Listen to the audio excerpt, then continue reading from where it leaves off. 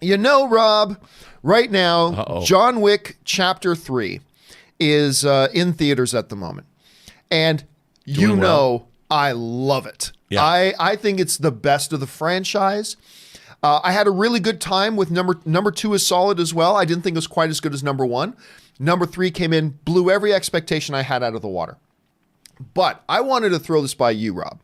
And we're not going to give away anything specifically that happens in John Wick 3, so don't worry, no spoilers. Did you order the John Wick hot toy figure? Is that what you're going to tell me? No, but I'm going to wait to see yours. Once I see yours, and I might give in and get myself that thing. As I'm watching John Wick 3 again, though, I remember watching John Wick 2 and having a little itch in the back of my brain, like something's not right. And then watching John Wick 3, I had the same feeling again. There's something that's bothering me. And for the longest time, I wasn't able to put my finger on what was bothering me. What's that little itch? Because in the midst of all this pure, insane enjoyment and fun, most fun I've had in a movie theater this year, and that includes Endgame, most fun I've had in a movie theater this year, as I'm just soaking it in and enjoying, there is still this little nagging thing in the back of my head that something's out of place, something's wrong. And Rob, I finally realized what it was. I finally realized this is what's bothering me. And it wasn't until I came home and popped on the original John Wick again to watch a little bit of it. And as I was watching the original John Wick, the epiphany lights went off. And I realized this is what's bothered me about the sequels. You ready? This is the thing that's bothered me about the John Wick sequels. Tell me if you guys agree or not. In the first John Wick movie, one of the things that made it so, the atmosphere of the movie so great and so wonderful, and I still think the very best part of John Wick Chapter 1 is when the Russian mafia boss is trying to figure out, why is this whoever that hurt my kid, why are they still alive, blah, blah, blah, blah. Who cares that he stole a car? It was John Wick's car. Russian mafia boss. Oh. That moment in John Wick for me, when that mafia boss goes, oh, that was the whole movie to me. John Wick is the Baba Yaga.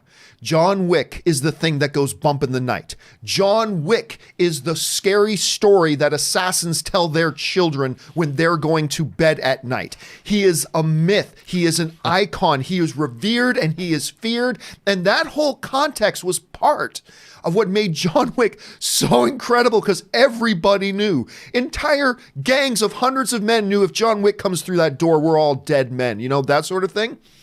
And I realized that concept in the John Wick films has completely been abandoned. Like, yeah, we get the Iron Chef say, man, you're a legend, man. I really respect you. Okay, that's great. But I remember as I went back through John Wick 2 and John Wick 3, there is no fear. There is no momentary pause of reverence. It's like, oh, there's a bounty on somebody. Cool, let's go kill him. It's John Wick. No, thanks. I'm going to go fishing. Like, there's none of that in the sequels that followed up. And I remember watching John Wick 2 and John Wick 3 going, what is it? Something's bothering me here. What is it that's bothering me? And that's the thing, I finally put my finger on it, that bothered me. The boogeyman, the Baba Yaga, the whole thing, the mystique of John Wick, which you would think that reputation would only now be heightened for the fact that he came out of retirement, killed hundreds, if not thousands, of men in the span of a couple of days in New York City, and yet the mythology of John Wick has disappeared from the movies. And I think that's the thing that bothered me. So Rob, I don't know if you've had it all the same experience. I don't know if that's bothered you or bothered anybody. Maybe it's just bothering me. But since that's an element that made me love the first John Wick so much, it's really been noticeable to me, despite how much I've loved the follow-up films. That aspect has really been noticeable to me. What do you think about all that? Well, I think it's a very astute observation, John. I think you're absolutely right about that. Another thing, I would go even further and say, in the first John Wick, not everybody is part of this super secret organization.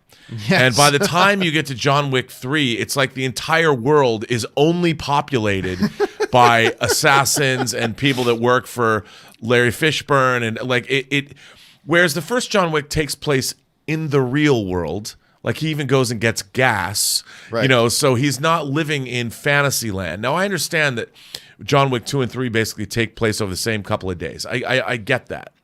But I think part of what you're seeing is that mythology comes out of a real world awareness, you know, and now when the real world has been pulled away and now we only exist in this crazy, like it doesn't matter where you go to the New York Library and John Wick's got stuff stashed away in a book. I mean, every place you go on the planet Earth is connected to this assassin's and whatever criminal street corner he walks down, regardless of what country in the world it is, 18 of the people on the corner right. are employees of the high table. And what they've done is and I think it's a problem that actually permeates many franchise movies, is that it's like what happened to the Matrix films. In Matrix 2 and 3, the everyman, the real world, was completely forgotten.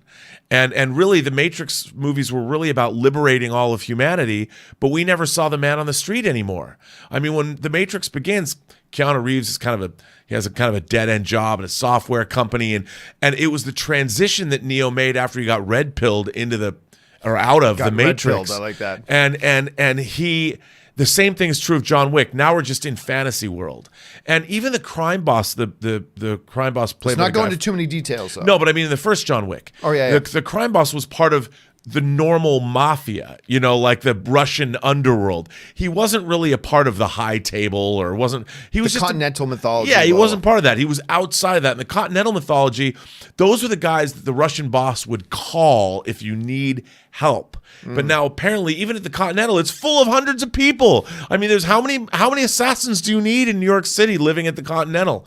I mean, apparently the whole world. And I think what you're feeling is exactly right. Again, I just wish I hope as we move into John Wick Chapter 4, because the only line, like in John Wick Chapter 3, we see in the trailers, like, what do you think his chances are? Well, every hitman and assassin in New York City out to hunt him? 50-50. Okay, that's kind of the one allusion to the fact that John Wick ain't some spunky little underdog. You know, he's the Baba Yaga. He is the boogeyman. He is the thing that assassins cry themselves asleep thinking that he might be after them. And they got rid of that. And as great as John Wick 3 is, and I absolutely adore it, and I can't wait to watch it 10 more times, I do hope as they go into John Wick Chapter 4 that that's something they address. And they give us a little bit more of that again, because that was my favorite part. But of also, the whole it's like mythology. every numbnuts in that movie. It's like every henchman decides to take on John Wick. There's hundreds of dudes. Like no one. Do you not know his reputation? Yeah. I mean, if you're chasing after John Wick, why do you think you can take him out if you're just some dude on a motorcycle? Yep. Anyway, I do hope they get back to that in the main thing there.